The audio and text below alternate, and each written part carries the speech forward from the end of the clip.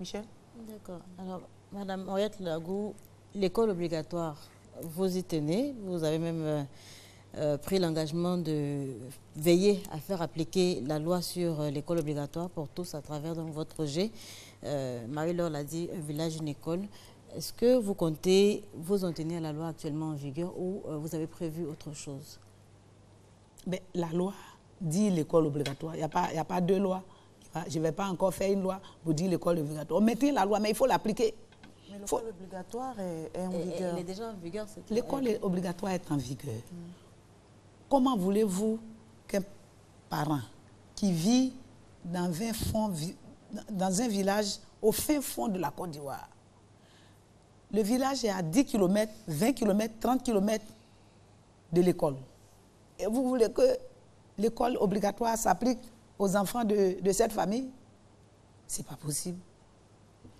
C'est pour cette raison qu'il faut rapprocher les infrastructures des populations. Quand dans le village, nous avons une école, en ce moment, on peut se permettre de dire que l'école obligatoire sera effective. Et quand vous répondez à la question de la proximité, vous avez en même temps beaucoup d'autres questions auxquelles vous devez répondre. Parce que, je veux dire, c'est pas parce qu'il y a des écoles dans des villages que tout de suite les parents sont sensibilisés à inscrire leurs enfants. Il y a pas mal d'écoles à Abidjan, mais en même temps, on voit des enfants un peu partout dans les rues. Est-ce qu'il n'y a pas un autre problème? Mais il y a d'autres problèmes, vous savez bien, le pouvoir d'achat.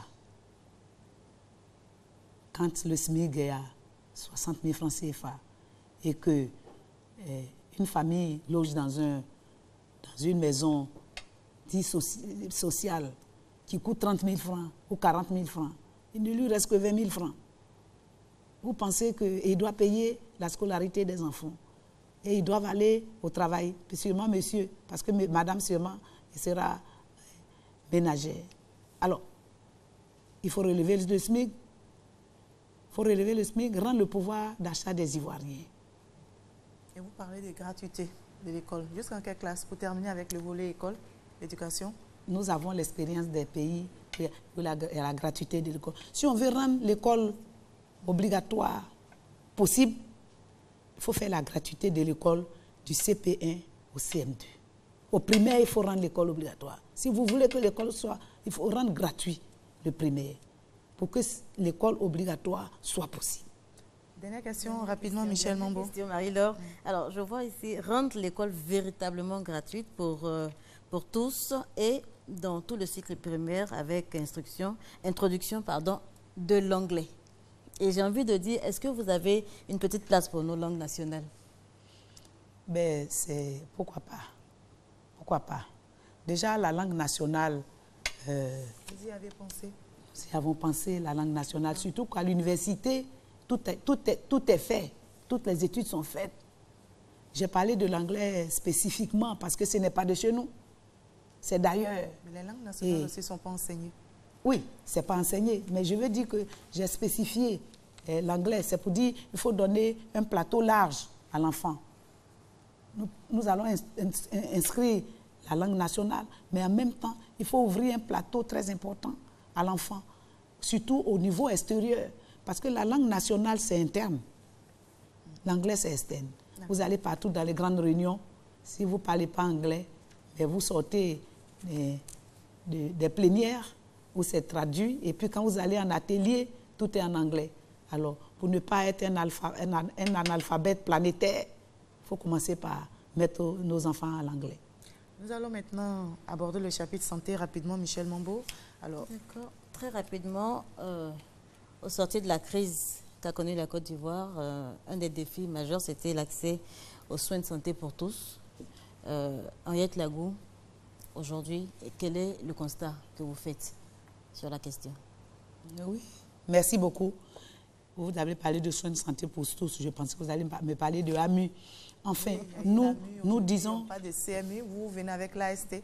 Voilà, nous venons avec l'AST. Merci beaucoup. Je pense que vous avez bien lu mon projet. On a tous bien lu, on a tous bien lu. Merci beaucoup, c'est gentil. Mais l'assurance santé pour tous est d'une importance capitale. Je suis cadre supérieur de sécurité sociale et j'en connais l'importance. Il faut couvrir la Côte d'Ivoire. d'abord, l'AST va d'abord faire beaucoup de prévention. Parce qu'il faut prévenir la maladie. Il ne faut pas laisser les gens être malades et puis chercher à les soigner. Il faut les couvrir en cas de maladie, mais il faut aussi prévenir la maladie. Et puis ensuite, il faut couvrir la population dans sa globalité. C'est en cela que nous aurons à créer des caisses pour couvrir au niveau rural, au niveau urbain. Mais au niveau rural, nous allons faire des mutualités sociales agricoles pour couvrir les populations. C'est la seule façon de faire. Et nous avons les exemples ailleurs. Les études sont faites. Moi, je travaillais 17 ans à la CNPS, à la Caisse nationale de prévoyance sociale. Il faut appliquer les études qui sont faites. C'est un peu quand on échangeait avec les chercheurs. Vous savez, ils ont fait beaucoup de recherches. Les résultats sont dans les tiroirs. Il faut dépoussiérer et puis mettre en pratique. Et c'est ce que nous allons faire.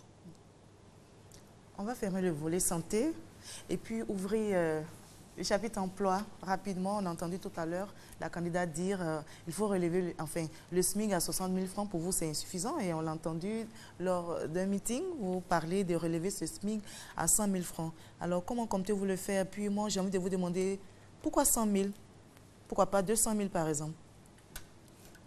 Ben, quand on a relevé le SMIC, au taux passé, on a monté à 60 000. Il faut bien un montant.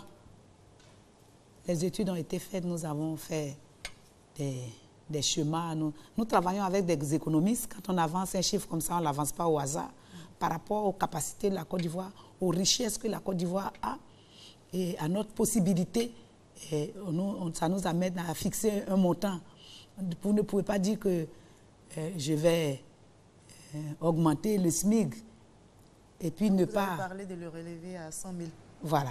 On ne peut pas dire qu'on va relever le SMIC et puis ne pas indiquer son intention en montant. Ça, c'est qu'on est venu faire l'exercice pour rien. Il faut indiquer ce qu'on veut faire réellement. Et parce qu'on indique, parce qu'on inscrit dans un document, et c'est pourquoi nous allons réaliser. Madame, quelle place accordez-vous justement à l'auto-emploi et à l'entrepreneuriat? Mais c'est un pan aussi de notre société. Vous savez que le chômage est grand. Nous savons et nous sommes conscients que tous ne peuvent pas avoir accès à la fonction publique. Et donc, il faut développer l'aspect auto-emploi. Il faut permettre à la jeunesse, je vais vous dire, évidemment, il faut développer cet aspect, mais je reviens même au deuxième emploi. C'est-à-dire, il faut remettre l'allocation chômage du deuxième emploi. Parlant d'emploi, pendant qu'on y est. Il faut remettre l'allocation chômage du deuxième emploi. C'est-à-dire, vous avez travaillé, vous avez perdu. Pendant que vous travaillez, vous avez cotisé. Et qu'on vous reverse la cotisation de l'allocation chômage pour permettre à ceux qui ont perdu l'emploi de ne pas errer dans la ville, de pouvoir scolariser au moins leurs enfants, de pouvoir payer au moins leur loyer. Et puis ensuite, la question essentielle que vous avez posée, c'est l'auto-emploi, c'est l'emploi jeune. Évidemment, nous allons inciter à l'emploi jeune, mettre suffisamment de financement pour permettre aux jeunes de créer des entreprises. Quand ces jeunes créent des entreprises, les mini-entreprises, évidemment, créent des emplois. Alors, quand vous parlez de mettre suffisamment de financement, vous allez quoi, créer un fonds? Surtout aux Ivoiriens de ne pas être entrepreneurs. Est-ce qu'il y a des actions que vous allez mener dans ce sens? Mais on dit que les Ivoiriens ne peuvent pas être entrepreneurs, ils n'entreprennent pas. Mais parce qu'il faut leur donner des moyens d'entreprendre. Quand tu n'as rien, tu peux créer. Les Ivoiriens sont des créateurs. Ils créent beaucoup. Nous rencontrons beaucoup de jeunes qui ont des idées, qui veulent créer. Mais s'ils n'ont pas les moyens de le faire, il faut que ce soit soutenu par l'État. C'est important. Il faut permettre aux jeunes de créer des emplois en leur donnant des moyens nécessaires de créer ces emplois pour que le chômage puisse diminuer. Ne pas attendre que l'investissement vienne de l'extérieur. Parce que la jeunesse ivoirienne est mûre, la jeunesse ivoirienne est capable. Il faut leur donner la possibilité de créer. Des fonds ont été créés. C'est donné à la tête du client. Et ça, Tout ça, nous allons revoir pour que chaque Ivoirien puisse bénéficier de la richesse de la Côte d'Ivoire. Et au même titre, sans distinction de religion ni de région. Michel a des préoccupations sur le sujet. Sur la question, Mme Henriette Lagou, vous parlez de programmes spéciaux pour les jeunes sur la question et vous voulez solliciter la diaspora. Je voudrais un peu comprendre comment ça va se passer. Oui, vous savez que nous sommes restés 1 an en exil au Ghana. Vous savez, l'exil, quelquefois, ça vous donne de grandes choses. Ça vous donne d'avoir des expertises. Ça vous donne d'observer les choses qui se passent ailleurs, dans d'autres pays. Vous réveillez le matin, vous n'avez pas beaucoup de choses à faire, ça vous donne de réfléchir pour votre pays et de dire, mais quand je serai au pays, mais je ferai comme eux. En effet, où nous étions, la diaspora avait une grande place en matière d'investissement. Il faut attirer la diaspora à investir en Côte d'Ivoire. Ça va permettre de créer des emplois. Étant donné qu'ils sont partis à l'aventure, pour certains, pour la plupart d'ailleurs, et qui ont eu le temps d'observer, qui ont eu le temps d'apprendre, il faut créer les conditions de leur retour. Les conditions de leur retour pour investir. Et j'ai échangé avec... Spécifiques. Rapidement, quelles sont ces mesures à ce niveau? Mais les mesures, c'est de leur faciliter le retour. Nous avons rencontré plusieurs personnes de la diaspora qui ont voulu revenir en Côte d'Ivoire, mais les conditions étaient un peu difficiles. Il faut leur permettre, leur faire des ouvertures, des possibilités, prendre des mesures, pourquoi pas, pour permettre à la diaspora de revenir, alléger un certain nombre de choses pour leur permettre de revenir. Et ça, dans notre projet, nous avons échangé longuement avec la diaspora. Quand nous avons pensé déposer notre candidature pour les élections et que ce n'était pas encore le moment, nous sommes allés plusieurs fois en Europe, plusieurs fois dans des pays où des Ivoiriens vivaient pour échanger avec eux, pour être près de la diaspora et comprendre leurs problèmes. Les Ivoiriens de la diaspora ont envie de revenir avec beaucoup de moyens pour venir investir. Il faut leur donner les possibilités de venir investir. Sylvain, nous allons terminer avec vous par le chapitre économie. Oui, Madame Henriette Lagou, vous voulez entreprendre des profondes réformes structurelles, mais à quel niveau? Mais vous savez que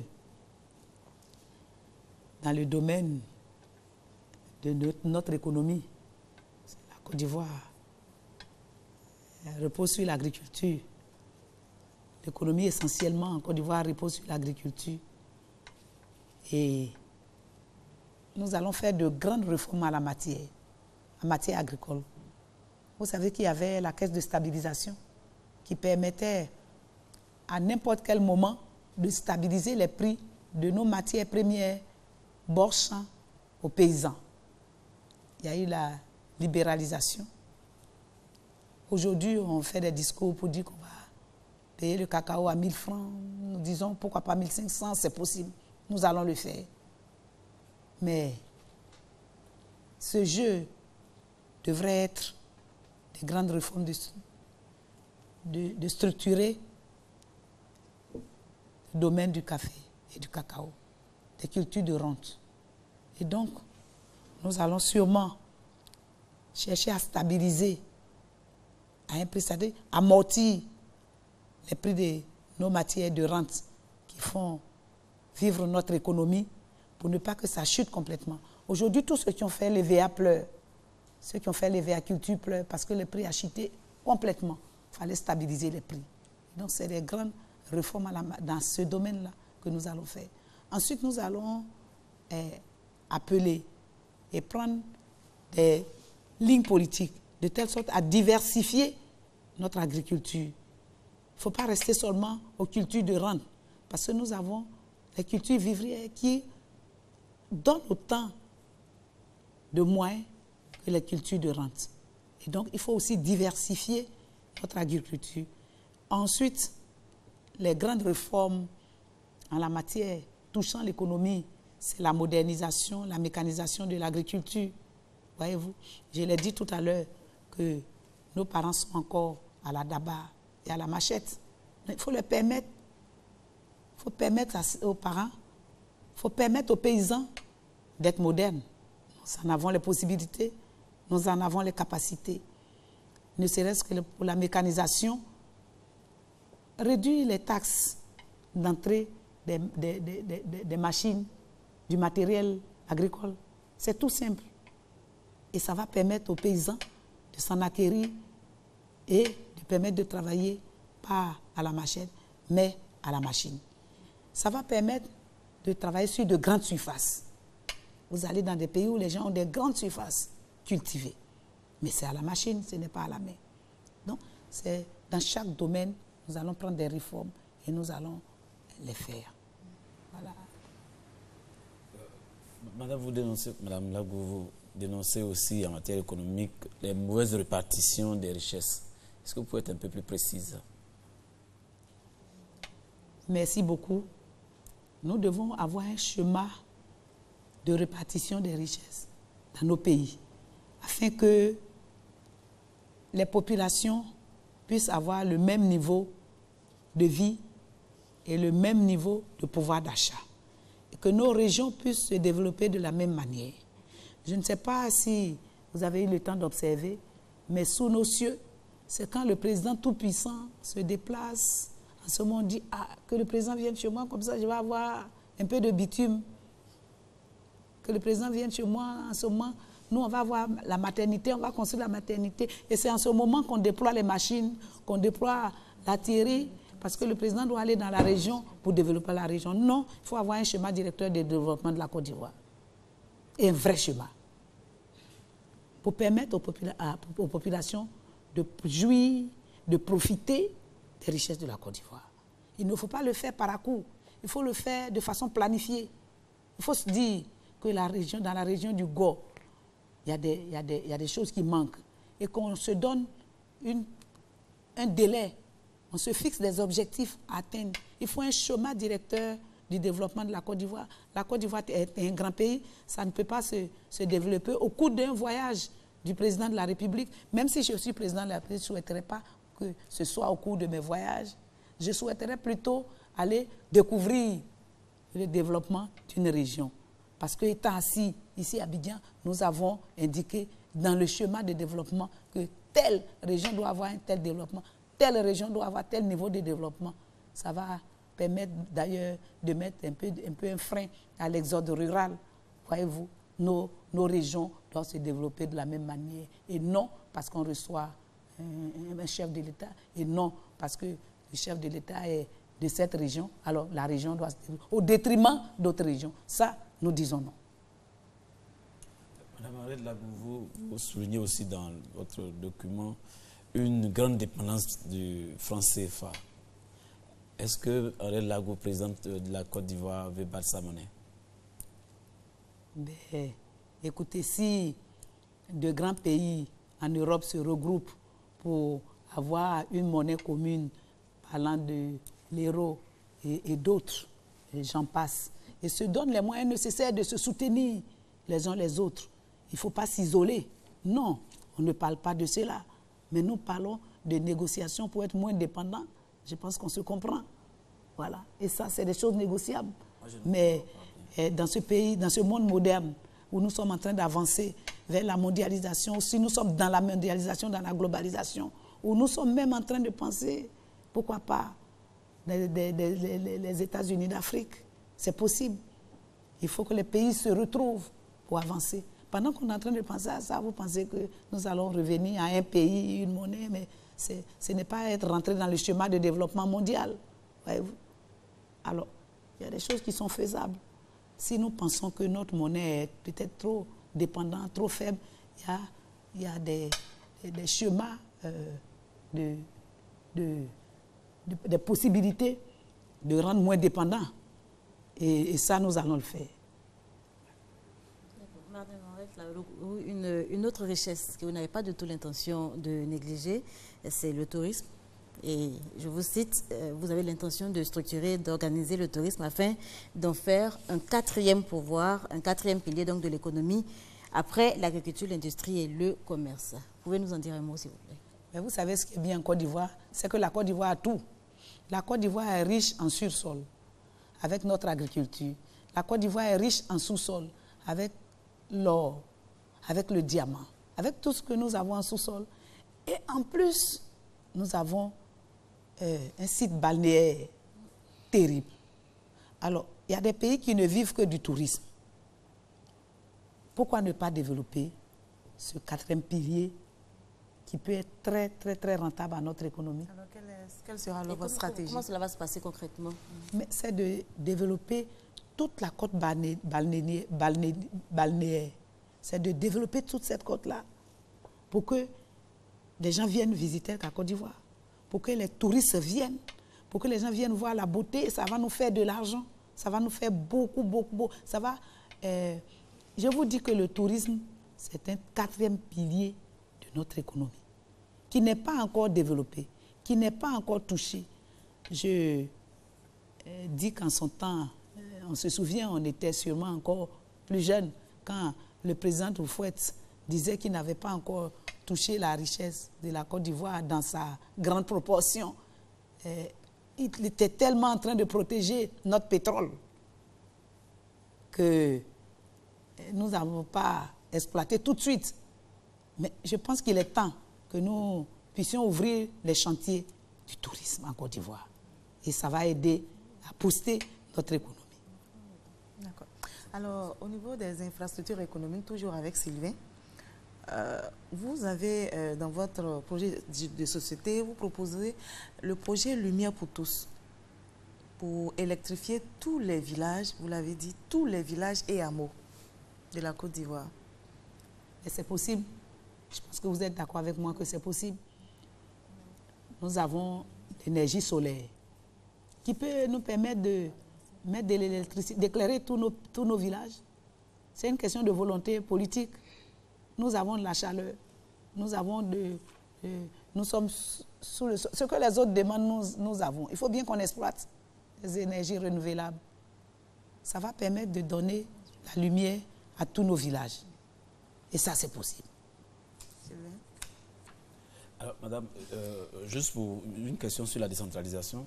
En signalant dans votre document une assemblée de développement cohérent du territoire, est-ce que vous remettez en cause le découpage administratif et électoral actuel avec 2 districts, 196 communes, 225 députés et 31 régions? Vous savez, ma vision n'est pas ce que vous dites. Il y a les histoires de découpage, d'élections. Il faut aller au-delà, vous voyez, Côte d'Ivoire. Il faut aller au-delà. Il faut aller au-delà et penser un développement de toute la Côte d'Ivoire de façon harmonieuse.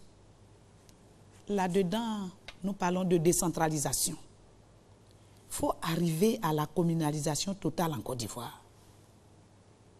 Et que tous les villages de Côte d'Ivoire deviennent des communes. Vous allez dans les pays dits développés, tous les petits coins et les recoins sont des communes, avec des communautés de communes pour s'attaquer aux grands chantiers entre les communes.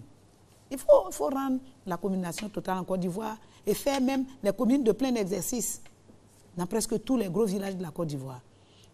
Nous allons amorcer un développement terrible et nous allons, à mon avis, atteindre l'émergence. Parce qu'il y aura la concurrence entre les régions, la concurrence entre les villages et chacun voudra faire plus que l'autre. Et avec le soutien de l'État et de la grande décentralisation que sont les régions et les départements, nous sommes convaincus que nous allons arriver réellement à un pays émergent. Oui, madame, mais toutes les régions n'ont pas les mêmes potentialités économiques. Mais ça veut dire que les régions qui sont moins pourvues, l'État sera obligé de les soutenir. Mais qu'est-ce que vous comprenez par répartition des richesses? C'est parce qu'il y a plus de richesses ici, il n'y en a pas de l'autre côté. On essaie d'harmoniser, on essaie d'équilibrer pour que tout le monde, en fin de compte, puisse profiter. Alors, ce n'est pas parce que une région n'a pas de richesse, mais sachant que la Côte d'Ivoire, toutes les régions ont beaucoup de richesses. Ça, il faut le savoir. D'accord. Alors, pour terminer complètement, on va au niveau, je reviens encore sur les infrastructures économiques.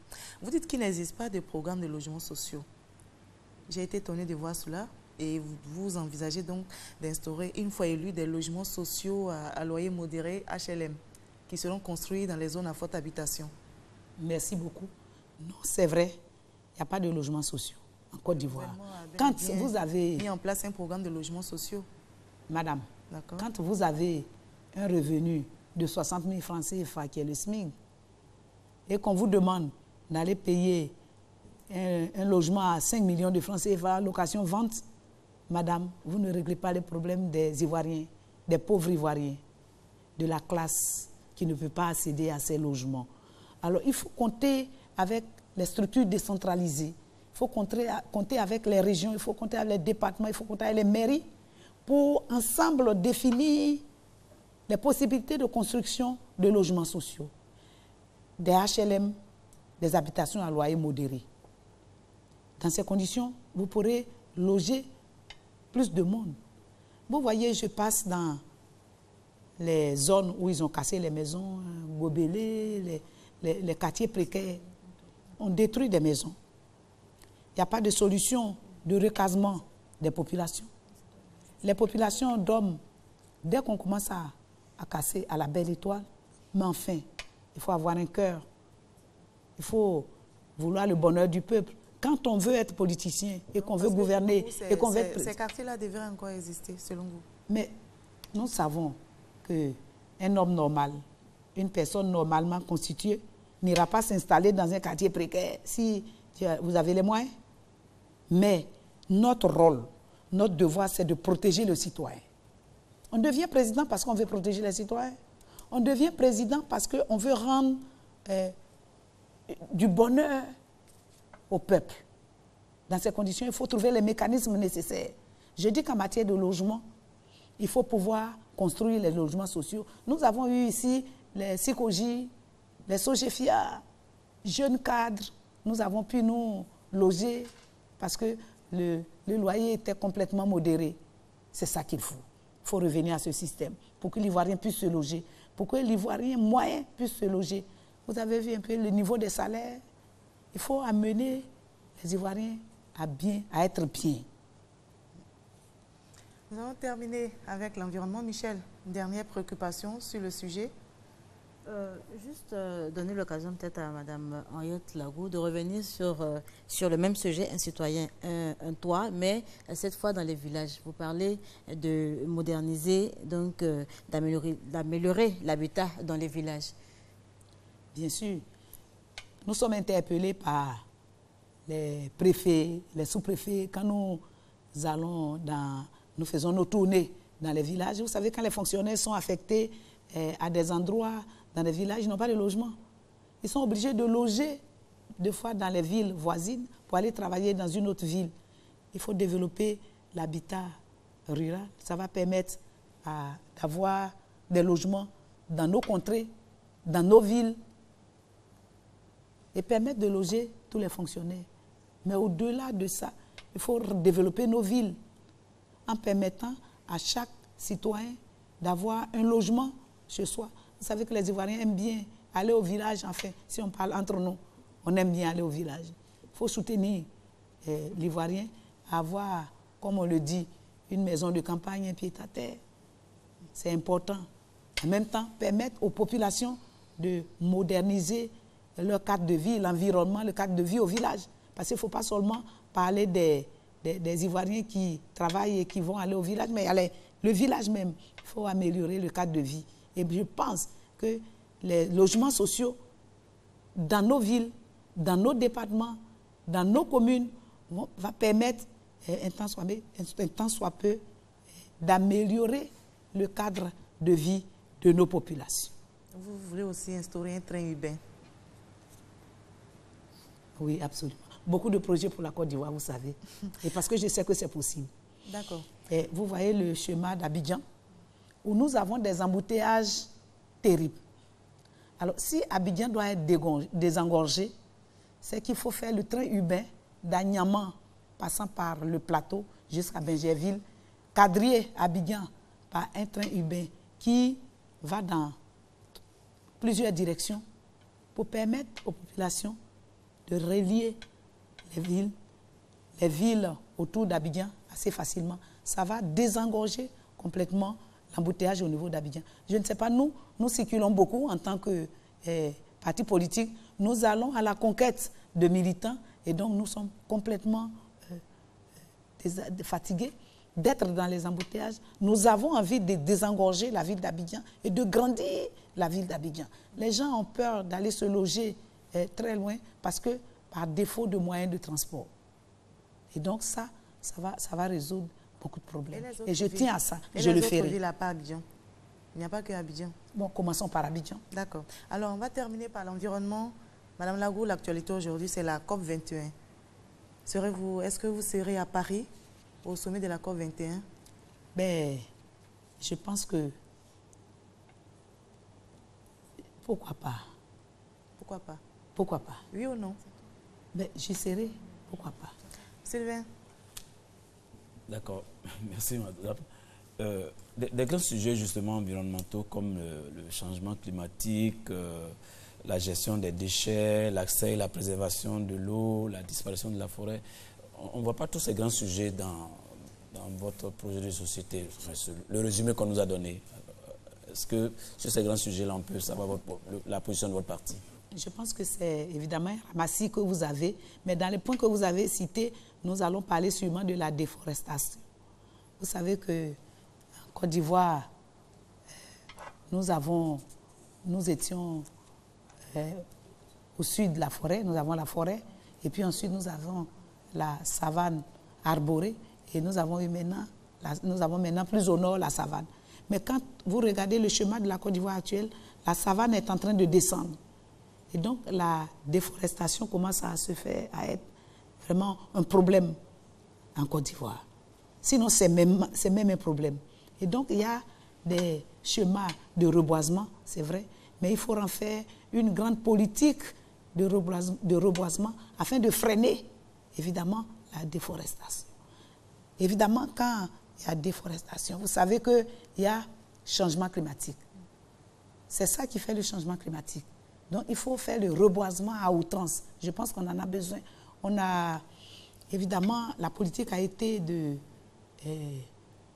en son temps, la politique, on avait la forêt et nous avons permis d'utiliser cette forêt à outrance pour le bonheur du peuple, parce que c'est un peuple foncièrement agricole, mais à un moment, il faut savoir repenser le système.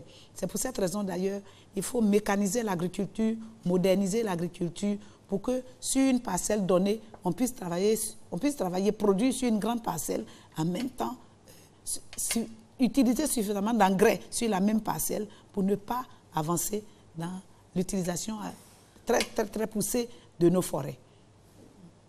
D'accord. Alors aujourd'hui, Sylvain, dernière préoccupation?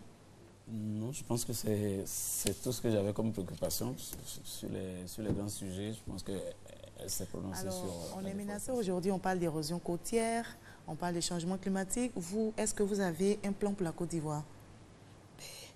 Évidemment, j'ai indiqué tout à l'heure par rapport au changement climatique, j'ai indiqué la déforestation qui est aussi une source de changement climatique. Et nous proposons de faire du reboisement. Vous savez qu'ailleurs, il n'y a pas de forêt naturelle. C'est les forêts artificielles qui sont fabriquées. Et puis nous avons aussi stoppé l'utilisation de nos bois, les bois de billes, c'est-à-dire la forêt est complètement dévastée. Et ça, nous allons veiller à ce que ce système s'arrête. Ça fait le bonheur de tout un petit groupe au détriment de toute la Côte d'Ivoire. Et donc, c'est des questions que nous allons traiter très sérieusement en Côte d'Ivoire. Malheureusement, vous dites que c'est un résumé que nous avons reçu par rapport à votre projet de société. Alors, quand je l'ai parcouru, je n'ai pas vu de développement durable, pas de politique concernant le développement durable. Ah, si. Dans le projet que j'ai reçu, alors, qu'est-ce que vous pouvez dire aux électeurs qui vous regardent? Merci beaucoup.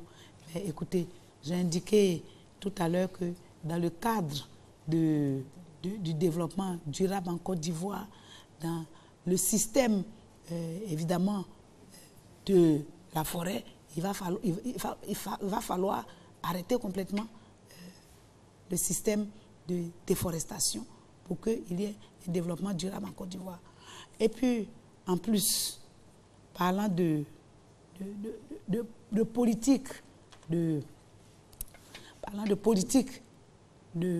d'utilisation, de développement, nous avons tout un système à revoir pour que la Côte d'Ivoire ait un développement meilleur et que le développement soit durable. C'est-à-dire que nous nous inscrivons dans des projets qui permettent à la Côte d'Ivoire d'aller plus loin et à la Côte d'Ivoire de ne pas s'engager dans des projets qui limitent son développement durable. Voilà, c'est des grands chantiers que nous allons aborder. Madame Henriette Lagou, première femme présentée par un parti politique à la présidentielle en Côte d'Ivoire, vous attendez à quel score au soir du 25 octobre? Ben, nous attendons que les Ivoiriens élisent pour cette fois-ci une femme pour aborder de grands chantiers. Vous savez, en Côte d'Ivoire, il n'y a jamais eu de passation de charge entre président sortant et président entrant. Je ne sais pas si vous me suivez. Je vous suis. Le président Oufoué est décédé. Il n'a pas eu le temps de passer la main au président suivant, qui était désigné par la Constitution. C'était le président de l'Assemblée nationale. Nous avons connu des combats d'héritiers, des combats de succession, jusqu'à ce que celui autorisé par les textes puisse s'installer au pouvoir. Ensuite, une fois installé, quelques années plus tard, va se retrouver en exil et c'est celui qui l'a chassé qui vient s'installer. Il n'y a pas eu de passation. Le pays est déstabilisé. Et ensuite, celui-là qui est venu déstabiliser, se trouve ensuite déstabilisé après des élections très tendues et s'est retrouvé sans vie. Et son successeur, aujourd'hui à La Haye, il n'y a jamais eu de passation correcte. Nous venons pour être élus le 25 octobre pour qu'il y ait une passation de charges normale, pour amorcer, pour commencer et pour débuter l'équilibre politique en Côte d'Ivoire. Alors, ce n'est pas une question de pourcentage, de combien on va avoir, mais c'est une question d'être élu. Il faut un pourcentage aussi pour être élu. Bien sûr, mais quand tu as le pourcentage le plus élevé, c'est que tu es élu. Donc je vais avoir plus de 50% pour être élu. Et ça, c'est possible si les Ivoiriens votent correctement et normalement. Pourquoi pas? Mais la démocratie aidant, on peut accepter qu'on aille au deuxième tour. Et ça, ça stimule, c'est stimulant. Ça, c'est le jeu politique et le jeu démocratique. Si un premier tour se présente, nous prenons. Si un deuxième tour se présente, nous prenons. Mais ce qu'il faut retenir, c'est qu'au soir du 25 octobre, nous sommes élus président de la République de Côte d'Ivoire. Vous êtes prêt à accepter les résultats, quels qu'ils soient? Mais c'est le jeu démocratique. Il faut accepter les résultats. Si tu es perdant, il faut savoir être bon perdant. Si tu es gagnant, il faut savoir être bon gagnant. Si voilà ce qui m'anime. Henriette Lagou est élue, quelles seront ses priorités? Merci beaucoup.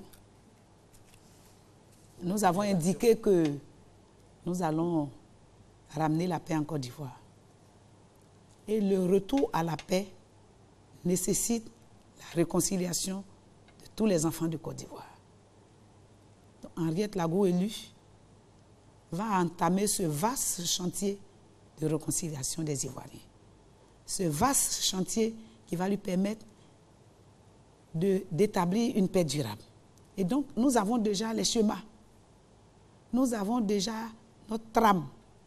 Nous avons déjà nos projets qui vont ramener la Côte d'Ivoire à une paix durable. Nous allons ressouder le tissu social.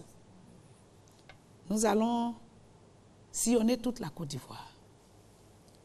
Et nous allons demander aux Ivoiriens d'arriver à se pardonner.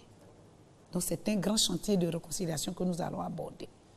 Et si on réussit à réconcilier tous les Ivoiriens, et nous allons réussir, parce que nous avons le secret de réconcilier les Ivoiriens.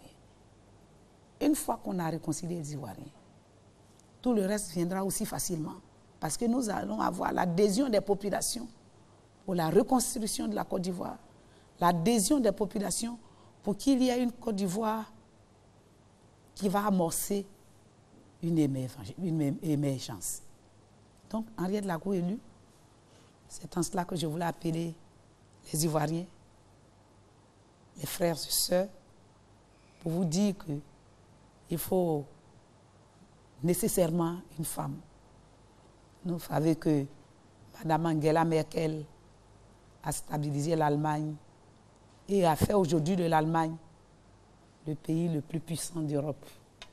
À côté de nous, Mme Johnson a stabilisé la paix au Libéria et s'en est sortie tout doucement. Nos pays ont besoin désormais de paix. Vous savez, dans la sous-région, il y a tellement de guerres. Vous pensez que les femmes au pouvoir, il allait avoir tant de guerres? Je demande aux Ivoiriens de faire le bon choix. De choisir Henriette Lagaud pour dire qu'il y a le vrai changement.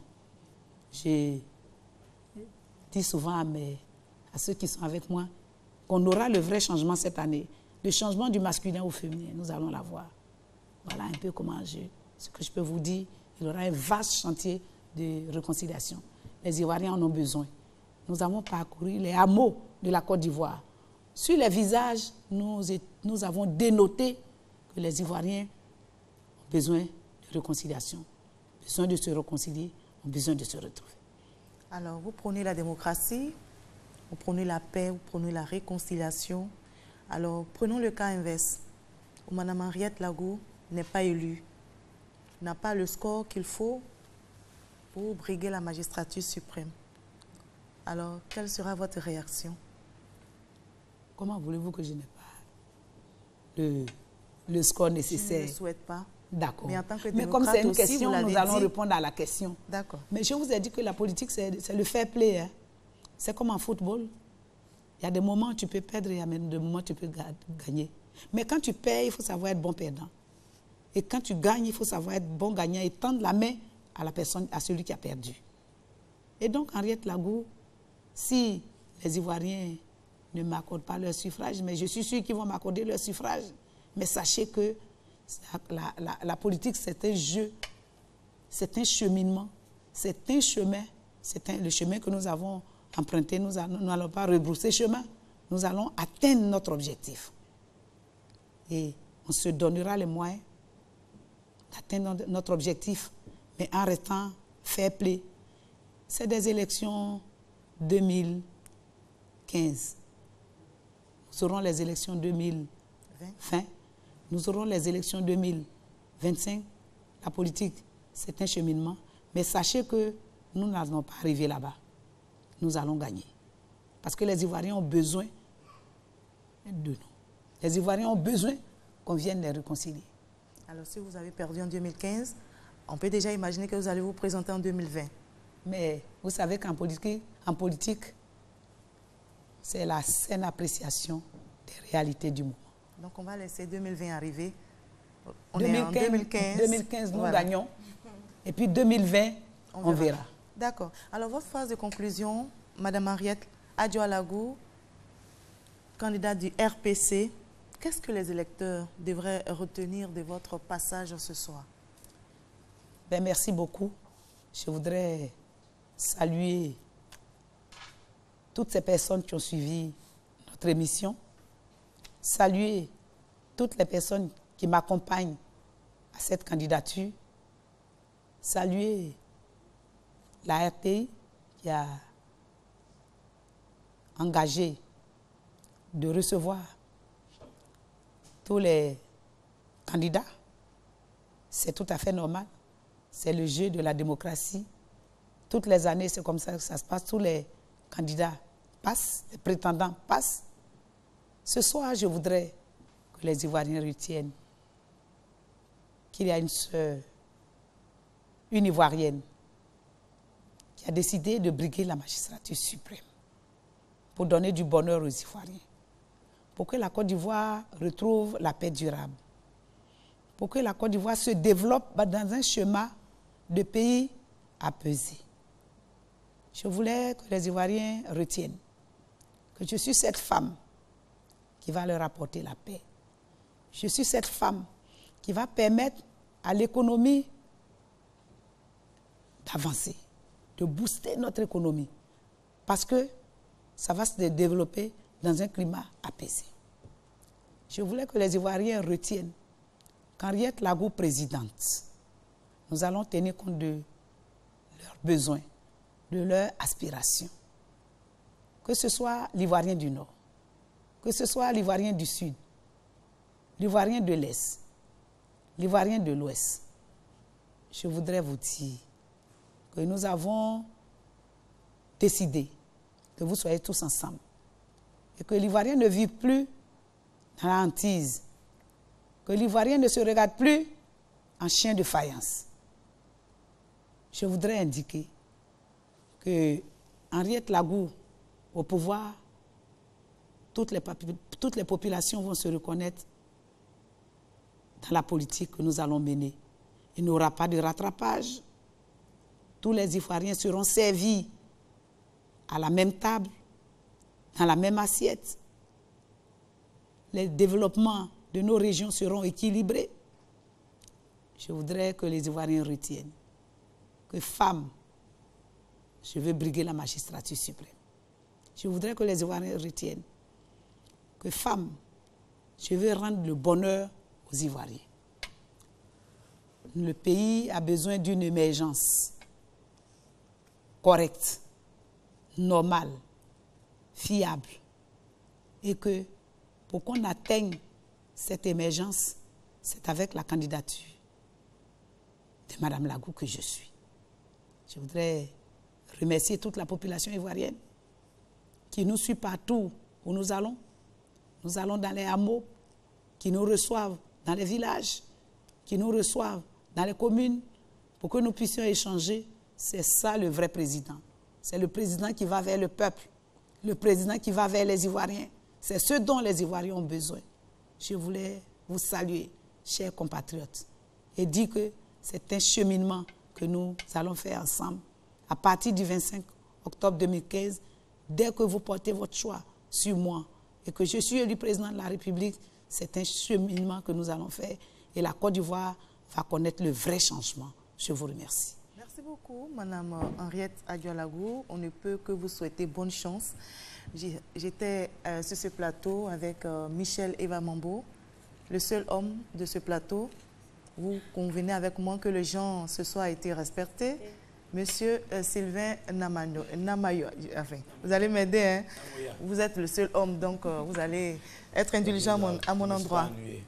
Merci beaucoup, en tout cas, d'avoir été avec nous ce soir. C'est la fin donc de cette émission. Demain, face aux électeurs, vous allez recevoir Monsieur Pascal Afinguessan, candidat du Front populaire ivoirien. Merci à vous tous de nous avoir suivis.